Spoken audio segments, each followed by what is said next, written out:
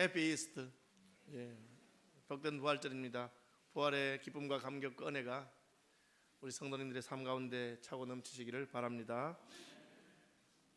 기독교는 때로 독선적이라고 하는 이야기를 듣습니다. 그 이유는 오직 예수 그리스도만이 유일하신 구주시다라고 그렇게 말하기 때문에 그렇습니다. 그래서 뭐 너희만 제대로 믿느냐, 너희가 믿는 하나님만 참 하나님이냐, 뭐 그런 이야기를 하고 합니다. 그러면 기독교와 다른 종교의 근본적인 차이가 무엇일까? 우리는 뭐 여러 가지 다 있다고 생각하지만 세상 사람들을 향해서 우리가 근본적인 차이를 말할 때 그것은 부활입니다. 예수 그리스도께서 죽음을 이기시고 부활하셨다 하는 것이 근본적인 차이입니다. 그걸 믿으세요? 예, 그렇게 그걸 믿느냐고 세상 사람들이 물어볼 수 있습니다. 그래서 물론 우리는 하나님을 믿고 또 성경 말씀에 부활이 기록되어 있기 때문에 다 믿지만 세상 사람들에게도 예수 그리스도께서 부활하신 것을 믿을 수 있다고 할까? 믿을 수 있는 것일까? 이것을 놓고 많은 학자들이 토론도 하고 연구도 하고 서로 논쟁도 하고 그렇게 했습니다. 성경을 하나님의 말씀으로 믿는 사람들에게는 예수 그리스도의 부활을 믿는 것이 어렵지 않습니다. 성경에 예수께서 부활하셨다고 기록해 놓으셨기 때문입니다. 그러나 성경은 그저 오래된 책일 뿐이고 옛날 사람들이 기록한 종교적인 무슨 기록이지 그게 꼭 하나님의 말씀이라고 믿지 않는 사람들에게는 예수님의 부활이 어떠할까? 이것을 놓고 수많은 학자들 간의 토론이 있었습니다. 그리고 그 토론 가운데서 동의한, 성경 하나님 말씀으로 믿든지 믿지 않든지 성경에 기록된 사건 가운데 특별히 예수님의 죽음과 관련해서 다음에 4가지 사건은 확실한 것이다, 그것은 믿을 수밖에 없다, 그렇게 말하는 것이 있습니다. 우리는 그것을 근거로 해서 예수님이 부활했다고 말합니다.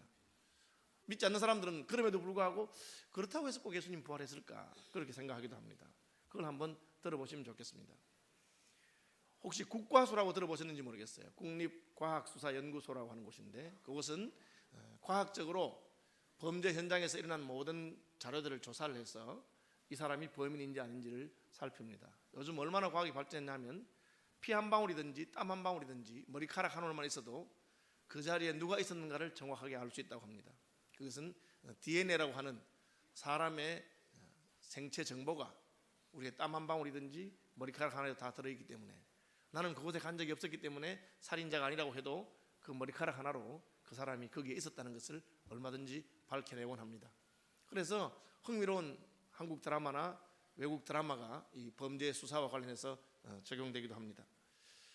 예수님이 죽으신 다음에 도대체 무슨 일이 일어났는가를 놓고 여러 사람들이 여러 자료들과 책을 찾아보면서 다음 4가지에 대해서는 공통적으로 동의한 것이 있습니다.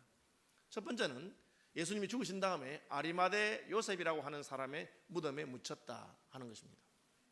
예수님은 죽으신 다음에 아리마대 요셉이라고 하는 사람의 무덤에 장사되었다. 그렇게 그것은 다들 동의하는 것입니다. 왜 다 동의하느냐? 아리마대 사람 요셉의 무덤에 묻혔다고 하는 기록만 있고 다른 곳에 묻혔다 하는 기록은 없습니다.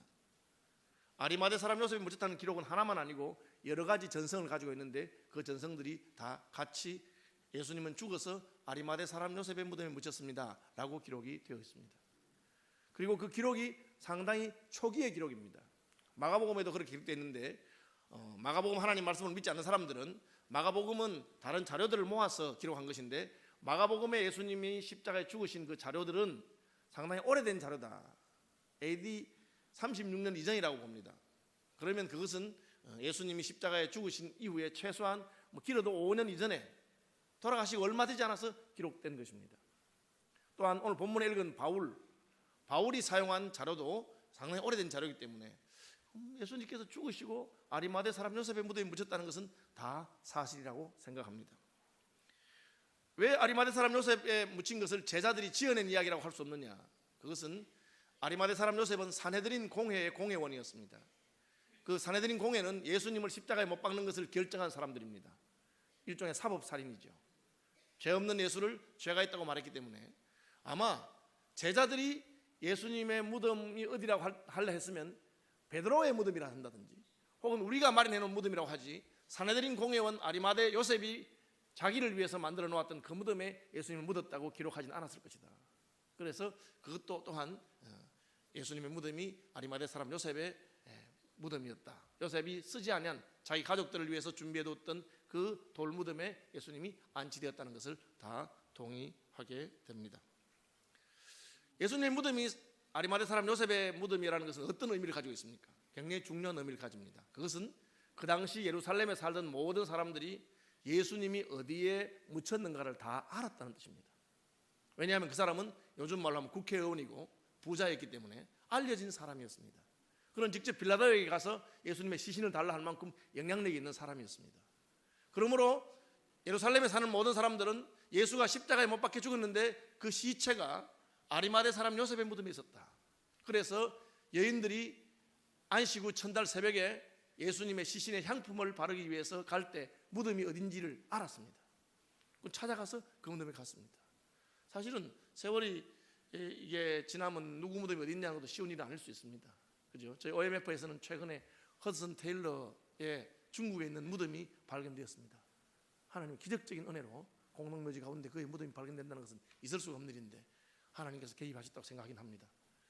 어쨌든 모든 학자들, 자유주의거나 혹은 보수주의거나 성경 하나님 말씀으로 믿거나 믿지 않거나 예수님은 아리마대 사람 요셉의 무덤에 장사되었다고 믿습니다. 그 기록이 사실이라고 생각하고 그것은 그 당시에 유대인들은 예루살렘에 사는 모든 사람들은 예수님의 무덤이 어딘가를 다 알았다는 의미를 가지고 있습니다. 두 번째 이 사람들이 동의하는 내용이 있습니다. 그것은 무슨 일이 일어났는지는 모르지만 안식일이 지나고 주일 아침 부활절 아침이 되었을 때 예수님의 무덤에 예수님의 시체가 없어졌다는 것입니다. 그것도 모든 사람이 다 동의하는 내용입니다. 무엇이 일어났는지는 모릅니다. 그렇지만 예수님의 무덤에 가본 여인들이 가보니까 시체가 없고 무덤을 막았던 돌이 굴려져 가 있었습니다. 여러 가지 주장이 있습니다. 유대인들이나 바리새인들이나 종교 지도자들은 예수님의 제자들이 예수님의 시체를 훔쳐가놓고는 부활했다고 말했다. 뭐 여러 가지를 말합니다. 분명한 것은 부활절 새벽에 예수님의 무덤에서 예수님의 시체가 없었다는 것입니다. 로마 군인들이 지키고 있었습니다. 그리고 예수님이 부활한다는 그런 말을 살아있을 때 몇 번 하셨기 때문에 사람들 가운데서는 혹시라도 시체를 훔쳐갈까 그렇게 염려하는 사람도 있었는지 모르겠습니다. 분명한 것은 안식 후 첫날 부활절 새벽이 되었을 때 그곳에는 무덤에는 예수님의 시신이 없었습니다. 이게 왜 사실이라고 믿느냐면 만약에 거짓말이라면 그런 거짓말은 불가능한 것입니다. 왜? 예수님 무덤이 어딘지 다 알기 때문에 거기 있는데도 불구하고 없었다 그렇게 말하면 유대인들이 있잖아 저기 있는데 무슨 거짓말 하느냐 하면 씨도 먹히지 않을 말입니다. 왜? 예수님의 무덤을 모든 사람이 다 알기 때문에 그 무덤에 있던 시체가 없었다 할 때는 모든 사람들이 동의할 수밖에 없는 그런 일이 있어야만 한 것입니다. 그리고 그 무덤에 시체가 없으신 것을 제일 먼저 발견한 사람이 여자들입니다. 이것도 굉장히 흥미로운 것인데 유대인들은 여자들이 하는 증언을 법적인 증거로 채택하지 않습니다. 오늘날 여인들이 기분 좀 나쁘겠지만 사실은 거의 최근에 이를 때까지 여성들의 인권이 그만큼 다 드러나지 않았기 때문에 여자의 증언을 법적인 증거로 채택하지 않은 경우가 있습니다. 헨리 마틴의 귀환이라고 하는 영화가 있었는데 그것은 원래 소설입니다. 소설인데 프랑스를 배경으로 한 소설인데 프랑스의 헨리 마틴이라고 하는 사람이 전쟁터에 나갔습니다. 가서 죽었어요. 전쟁할 때 자기 친구하고 같이 있었는데 헨리 마틴과 같이 있는 전우가 헨리 마틴의 이야기를 들어보니까 집안도 잘 살고 괜찮고 그리고 뭐 이렇게 자기가 가서 죽은 헨리 마틴 행세를 해도 잘 모르겠다 그런 생각이 들었습니다. 그래서는 자기 친구가 죽었는데 자기가 헨리 마틴이라 하면서 집으로 돌아갔습니다. 원래 있던 집을 안 가고 헨리 마틴 집에 가서 그 집이 좀 부잣집이고 하니까 그 집에서 행세를 하면서 살도록 했습니다. 그래서 문제가 하나 있어요. 문제가 뭐냐면 헨리 마틴이 결혼했다는 거죠. 부인이 있었어요. 그래서 주변 사람들이 헨리 마틴이 돌아왔는데 전쟁터에 갔다 와서 그 사이 키가 좀 컸는지 키가 커지고 얼굴이 약간 변한 것 같은데 옷은 그 사람 옷을 입고 있고 헨리 마틴이라고 주장하니까 마을 사람들이 얘가 좀 변했나 부인한테 물어봤습니다. 부인한테 당신 남편이 맞냐 하니까 부인이 자기 남편이 맞다 그랬어요. 부인이 거짓말한 겁니다. 왜? 남편이 죽어서 과부가 되니 이미 죽었는데 뭐 새 남편 얻어서 남편을 한번 살면 되겠다. 그래서 같이 살았어요. 그런데 나중에 일이 발각이 됐어요. 어떻게 되겠습니까? 물론 그 남자는 거짓말한 죄로 벌을 받았습니다. 부인도 벌을 받았을까? 부인 벌 안 받았습니다. 왜 벌 안 받았느냐? 변호사가 논거한 부인이 벌 줄 수 없다 한 이유가 원래 여자는 약간 어리석기 때문에 오래전 어렸기 때문에 남편인지 아닌지 구별을 못한다. 그게 받아들여져 가지고 벌 안 줬다는 거예요. 이게 거의 뭐 최근에 있은 일입니다. 웃은 이야기죠. 예수님의 무덤이 비어있다는 것을 누가 증거했느냐? 사도들이 증거한 게 아니고 여자들이 가보고 증거했다. 그렇게 기록되어 있어요. 만약 사도들이 없던 이야기를 꾸미려고 마음먹는다면 베드로가 가보니까, 예수님을 가장 잘 알던 요한이 가보니까 그렇게 기록했을 것입니다. 그런데 예수님의 무덤이 비어있는 것을 가장 먼저 발견한 사람들이 여인들이라고 하는 사실은 이 사실이 진실되는 것이다. 역사학자들은 그렇게 해석을 합니다. 자기들에게 유리하도록 기록한 것이 아니고 있는 그대로 사실을 기록했다고 봅니다. 역시 빈무덤에 관한 기록도 아까 예수님께서 아리마대 요셉에 묻혔다는 것과 똑같이 다양한 전승들이 있습니다. 마태복음, 마가복음, 누가복음, 요한복음, 그 복음서가 기록되어 있는데 다 동일하게 동일합니다. 그리고 그에 대한 다른 의견이 없습니다.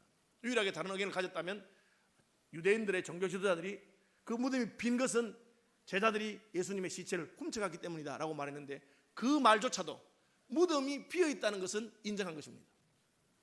어떻게 비었는지 모르지만 무덤이 비어있기 때문에 자기들은 제자들이 훔쳐갔다 그렇게 말했다는 것입니다. 이 두 가지 사실에 대해서 모든 학자들이 동의합니다.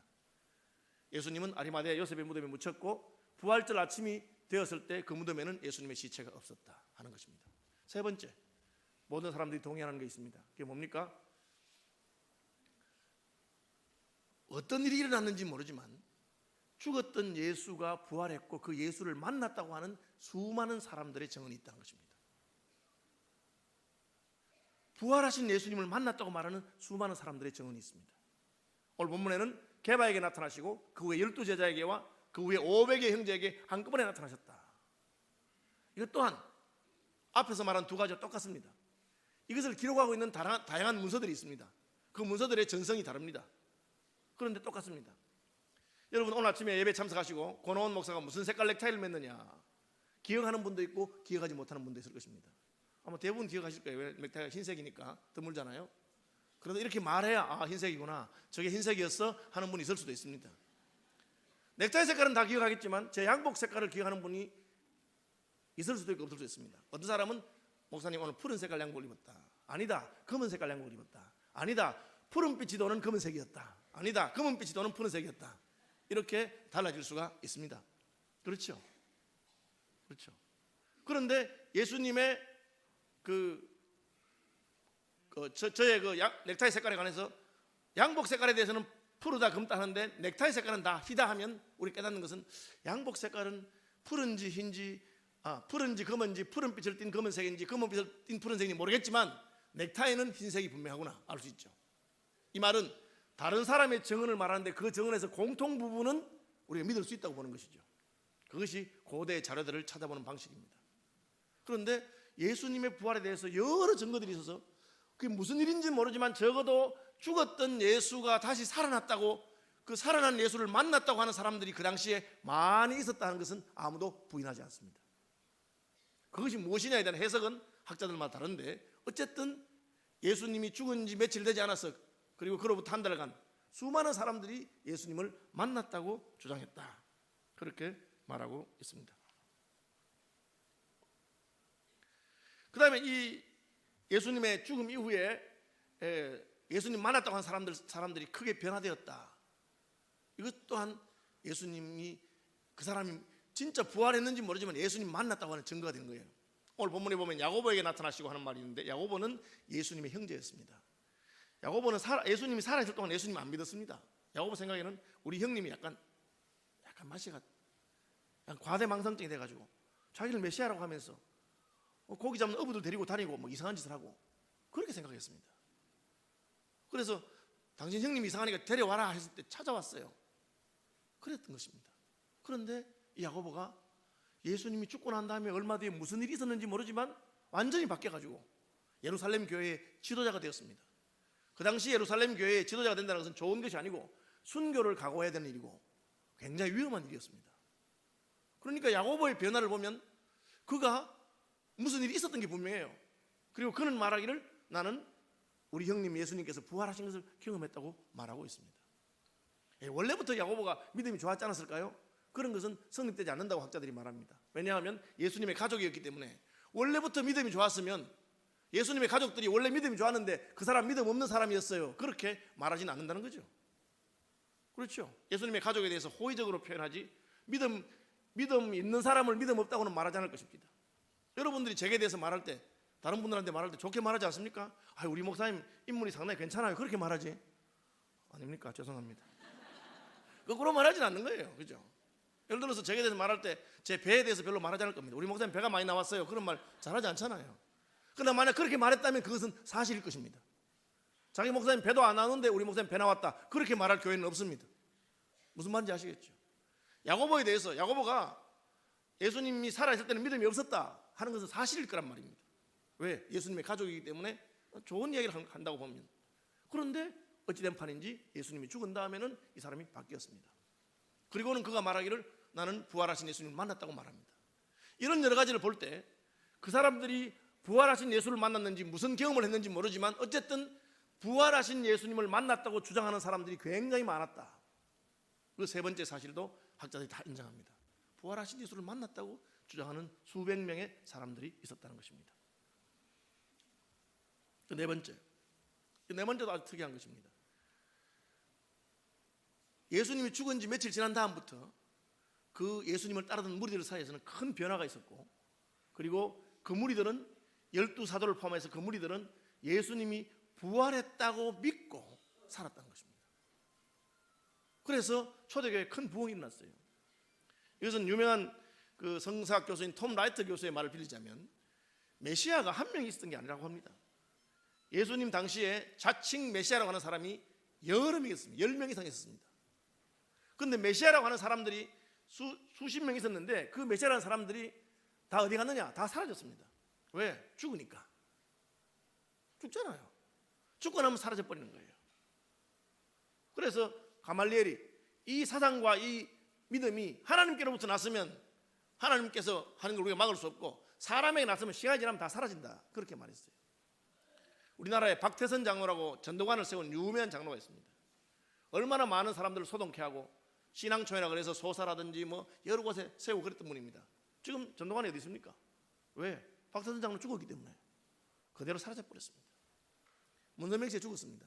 아직 그 부인 한학자 여사가 살아있어서 아직 통일가 좀 남아있지만 저는 아마 한학자 여사가 죽게 되면 조만간 끝날 거라 생각합니다. 요즘 신천지가 얼마나 애를 먹이는지, 우리 교회 앞에도 뭐 이제 주유소 앞에 뭐 해서 예배 마치고 나가는 분들을 다 친절하게 안내하고 그런 분들이 있어요. 예, 그럼 여러분 만나시거든. 우리 교회 안에 가면 다방도 있는데 차 한 잔씩 하자고 데리고 들어오셔서 홈그라운드에서 한번 붙어보시기 바랍니다. 어쨌든 이만희 씨가 죽으면 끝난다고 저는 생각합니다. 왜? 그것이 그렇지 않겠어요? 자기들이 따르던 지도자가 죽어버렸어요. 그런데 예수님이 죽었습니다.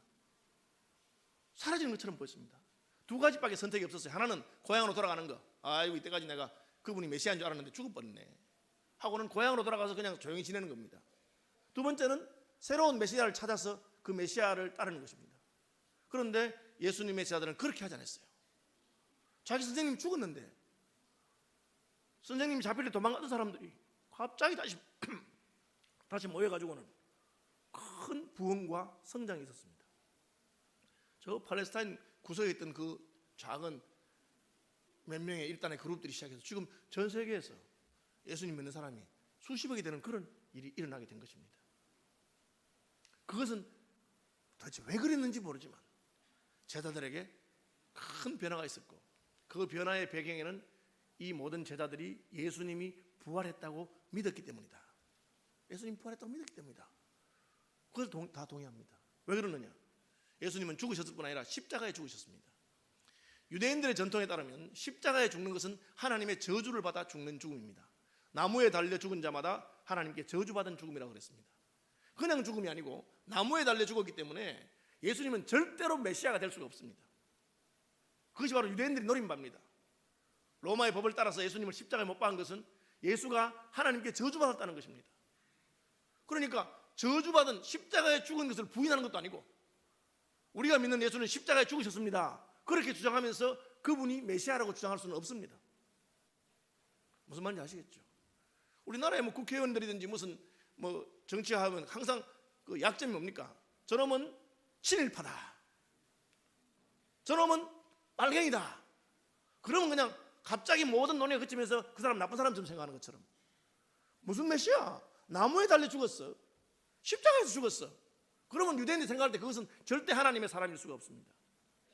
그럼에도 불구하고 그가 하나님의 사람일 수 있었다는 것은 제자들이 그가 부활했기 때문에, 부활했다고 믿었기 때문에 그렇게 가능한 것입니다. 나무에 달려 죽어서 저주받은 죽음인 줄 알았는데 하나님이 그를 다시 살리셨다. 그러니까 그분은 메시아다. 그 외에는 다른 설명이 없다는 것이죠.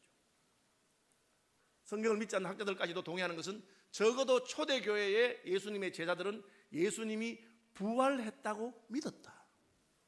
부활했다고 믿었기 때문에 그렇게 살았다고 하는 것입니다. 그러면 이 부활에 관한 사상이 이방 어떤 다른 신화라든지 다른 종교의 전설이라든지 뭐 이런 데서 빌려온 것이 아닐까? 혹은 유대교에 있던 어떤 부활의 개념을 가져온 게 아닐까? 물론 다른 종교에서도 죽은 다음의 세계에 대한 이야기가 있습니다. 그런데 성경이 말하는 부활과는 완전히 다릅니다. 죽은 다음의 세계는 그냥 사후 세계예요. 이집트 신화에도 무슨 죽은 다음의 세계를 말하지만 예수님 말하는 것처럼 부활한 건 아닙니다. 예수님 말하는 부활은 그가 무덤에서 다시 걸어 나왔다는 뜻이에요. 무덤에서 나온 것입니다. 다른 종교는 그냥 그 시체는 미라로 있고 그 죽은 영혼이 어디 영혼 세계에서 하는 그런 걸 말하는 겁니다. 그러니까 그 시체가 다시 살아서 나오는 그런 개념은 없어요. 학자들이 찾아보면 없어.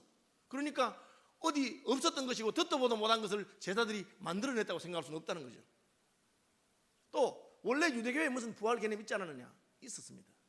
그런데 유대교의 부활 개념은 마지막 날에 하나님께서 하나님의 정의를 시행하기 위해서 마지막 날에 다 최후 심판 날에 부활시키는 그 부활 개념이 있습니다. 예수님께서 나사로를 살리러 가셨을 때 마르다가 한 말입니다. 너희 오라버니가 살 것이다. 그러니까 마르다가 예 살겠지요. 마지막 날에 다시 살겠지요. 마지막 날에 하나님 다 살리시겠습니까? 그렇게 말했습니다. 그러니까 예수님께서는 지금 살리겠다고 말씀하신 것입니다. 다른 거예요. 그러니까 유대교회에서도 찾을 수가 없고 다른 이방 종교나 신화나 이런 데 찾을 수가 없는데 왜 무덤에 있던 사람이 걸어 나왔다고 그렇게 가르칠까? 그러니까 이것은 지어낸 이야기가 아니고 적어도 그들이 무엇을 경험했든지 믿었다는 것입니다. 여기부터 이제 갈라지는 부분입니다. 이 네 가지 사실에 대해서는 모든 학자들이 동의함에도 불구하고 그 사실이 무엇을 의미하느냐에 대해서는 신앙을 가진 사람과 신앙이 없는 사람이 차이가 납니다. 신앙을 가진 사람들은 당연히 예수님이 부활했네, 죽음에서 살아나셨으니까 그런 일이 있는 거 아니겠는가? 부활하지 않았으면 무덤이 뻔히 있는데 시체가 거기 있는데 그거 어떻게 예수를 부활했다고 거짓말할 수 있겠나? 아리마다 요셉의 무덤에 있다가 예수님이 부활하셨으니까 무덤이 빈 것이고, 부활하셨으니까 만난 사람들이 있는 것이고, 부활하셨으니까 초대교회에 놀라운 부흥이 일어난 것이 아니겠느냐? 다른 사람들은 이것을 거부할 논리를 찾기 위해서 여러 번 노력했는데 답은 말 못하고 어쨌든 부활은 아닐 거야 이렇게 말하고 있다고 합니다. 학자들이 말하는 거예요. 이 네 가지 사실을 인정하면서 그럼 그게 어떻게 된 것이냐? 심지어 지저스 세미나라고 하는 그 학회에서는 드디어 예수님이 부활하지 않은 증거를 발견했다 그렇게 말하고 발표했습니다. 증거가 뭐냐? 보니까 시체 공시소에 있는, 시체 보관소에 있는 직원을 데려왔습니다. 그 직원은 평생 시체 안치소에서 근무했던 사람입니다. 그 직원을 정인으로 세우고 물어본 겁니다. 당신은 시체 공시소에 얼마나 있습니까? 평생을 있었습니다. 내가 물어보는데 그 시체 중에서 살아서 부활한 시체가 있습니까? 없습니다. 보십시오. 부활은 일어날 수 없습니다. 그렇게 증명했습니다. 그러니까 부활을 믿는 분들이 아니 세상에 예수 믿는 모든 사람들도 시체가 일어난다는 거 안 믿어요. 죽으면 살아나는 거 안 믿습니다. 아무도 일어날 수 없다는 거 다 알고 있습니다. 그건 애도 다 아는 건데 그게 무슨 증명이 필요한 겁니까? 다만 우리가 믿는 것은 예수 그리스도께서 부활하셨다는 것을 믿습니다. 그걸 말하는 거죠. 그러니까 또 어떤 세계적인 학자입니다. 이분 학자예요. 학자인데 예수님의 이 부활 말고 도대체 어떻게 설명이 될까 하다가 그분이 어떤 이론을 낸지 아십니까? 이런 이론을 냈습니다.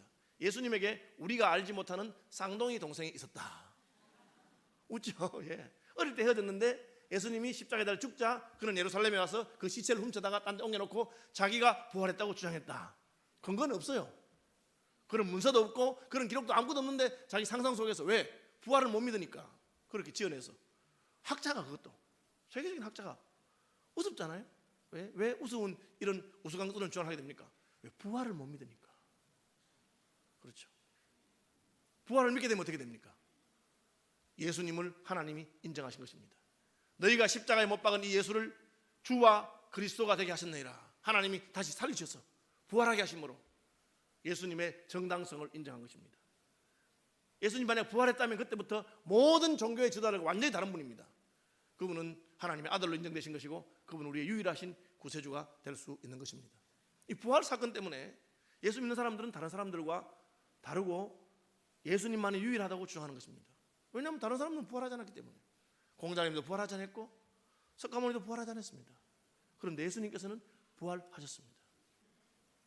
바울은 이 부활이 바로 복음의 핵심이라고 오늘 본문에서 말하고 있습니다. 오늘 바울이 말하는 것은 내가 받은 것을 먼저 너희에게 전하였다. 3절. 이것은 랍비 문학에서 표현되는 문학 양식입니다. 다시 말하면 유대인들은 선생님에게 배운 것을 제자에게 전한다, 그렇게 하는 겁니다. 그리고 그 뒤에 이어지는 내용은 바울이 평소에 쓰는 문체가 아니라고, 한국말로는 표현되지 않지만 성경을 연구한 학자들은 바울이 평소에 쓰는 문체가 아니고 바울이 자기가 받은 내용을 말하고 있는데 그것이 바로 3절 이하입니다. 내가 받은 것을 먼저 너에게 전하였노니 뭡니까? 성경대로 그리스도께서 우리 죄를 위하여 죽으시고 장사 지낸 바 되었다가 성경대로 사흘 만에 다시 살아나시고 게바에게 보이시고 후에 12제자에게 보이셨다. 여기까지입니다. 이것을 성경학자들은 바울이 처음 예수님을 만나고 부활하신 예수님을 만나고 예루살렘에 올라가서 자기의 신앙을 확증할 때, 아직까지 신약 성경이 기록되기 전에 초대교회가 몇 구절로 된 신앙 고백을 가지고 있었는데 그 신앙 고백을 바울에게 전해주었다. 뭐라고 전해줬느냐? 성경대로 그리스도께서 우리 죄를 위하여 죽으시고 장사 지낸 바 되셨다가 성경대로 사흘 만에 다시 살아나셨는데 게바에게도 보이셨고 12제자에게 다 보이셨다. 이것이 초대교회가 가지고 있던 신앙 고백이라고 하는 것입니다. 바울은 그것을 말하고 있습니다. 나는 초대교회로부터 베드로 사도와 열두 사도로부터 그들의 예수님의 죽음과 부활에 관한 신앙 고백을 그대로 받았습니다. 받았을 뿐 아니라 나도 예수 그리스도를 만났습니다. 그렇게 고백하고 있습니다. 이것이 왜 중요하냐? 이는 너희가 받은 것이요 또 그 가운데 선 것이라. 너희가 만일 내가 전한 그 말을 굳게 지키고 헛되이 믿지 아니하였으면 그로 말미암아 구원을 받으리라. 이게 무슨 말이냐? 믿지 않는 사람들에게 한 말이 아닙니다. 하나님을 믿는다고 하면서 부활에 관한 복음을 분명히 붙들고 있어야 한다는 것이죠. 부활에 관한 복음을 분명히 붙들고 있으면 우리가 달라진다는 것을 말하고 있는 것입니다. 그 예가 야고보입니다. 예수님의 형제 야고보는 예수님 살아있을 때 예수 믿지 않았습니다. 그러나 부활하신 예수님을 만나고는 그의 생이 완전히 변화되었습니다. 그는 예수를 위해서 자기 목숨을 내어놓는 사람이 되게 된 것입니다. 여러분, 이 부활절 아침에 예수 그리스도께서 살아나신 것을 믿으시기를 바랍니다. 그것을 믿는다는 어떤 의미가 있습니까? 지금 살아계신다는 뜻이에요. 예수님 부활하셨다는 건 지금 살아계신다는 뜻입니다. 그것은 우리의 삶 전부를 바꿀 수 있는 것입니다. 여러분, 죽은 다음에 무슨 귀신 세계를 말하는 게 아니에요. 우리는 육체로 다시 살아나신다는 것을 믿는 것입니다. 살아있는 동안에 맛있는 음식 못 먹어도 너무 섭섭해하지 마세요. 죽은 다음에 제사상 잘 차려드릴게요. 그걸 말하는 게 아닙니다. 죽은 다음에 무슨 귀신이 돼가지고 제사 음식 냄새 맡으러 온다. 그걸 말하는 게 아니고 육체를 가진 채로 부활한다는 것을 말합니다.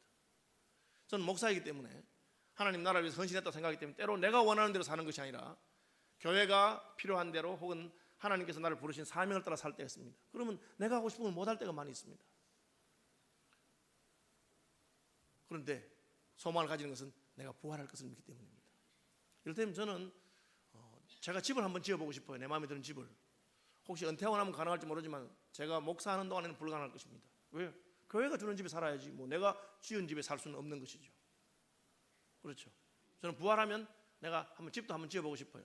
에이 무슨 뭐 죽은 다음에 뭐 그런 걸 하겠습니까? 예, 귀신들의 세계에서는 그런 게 필요 없을지 모르지만 그리스도께서는 우리가 다시 부활한다 하셨어요. 먹는 것도 마찬가지고 그것이 주님의 부활의 의미입니다. 다시 말하면 이 땅에서의 삶이 여기서 끝나는 것이 아니고 더욱 영광스러운 몸으로 부활해서 여러분 이 땅에서 미래를 가지고 하고 싶은데 뭘 했던 것 다 얼마든지 천국에서 누리고 할 수 있을 줄로 저는 믿습니다. 그게 부활의 소망이에요. 괜찮은 거예요. 땅은 좀 못해도. 왜? 이것은 짧고 부활 이후에 영원한 세계가 있기 때문입니다. 우리가 그걸 어떻게 믿습니까? 예수 그리스도께서 부활하시기 때문입니다. 그러니까 우리는 이 땅의 세계의 삶에 대해서 그렇게 미련을 가지지 않고 그렇게 애타할 필요가 없는 것입니다. 모든 육체는 풀과 같고 그 영광은 풀의 꽃과 같은 것입니다. 그러나 우리가 부활하고 다시 죽은 다음에 다시 부활할 때 영광스러운 삶으로 가게 될 것입니다. 부활은 귀신의 세계를 말하는 것이 아닙니다. 죽은 다음에 무슨 사후 세계 그걸 말하는 게 아닙니다.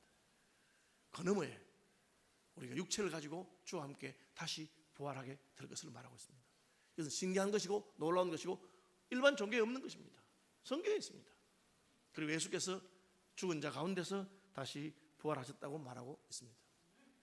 이것이 저와 여러분의 소망이 되시기를 바랍니다. 이 소망을 가진 자는 어떻게 삽니까? 제가 오늘 읽지는 않았지만 마지막 58절입니다. 그러므로 내 사랑하는 형제들아 견실하며 흔들리지 말고 항상 주의 일에 더욱 힘쓰는 자들이 되라. 이는 너희 수고가 주 안에서 헛되지 않은 줄 알미라. 그렇게 말했어요.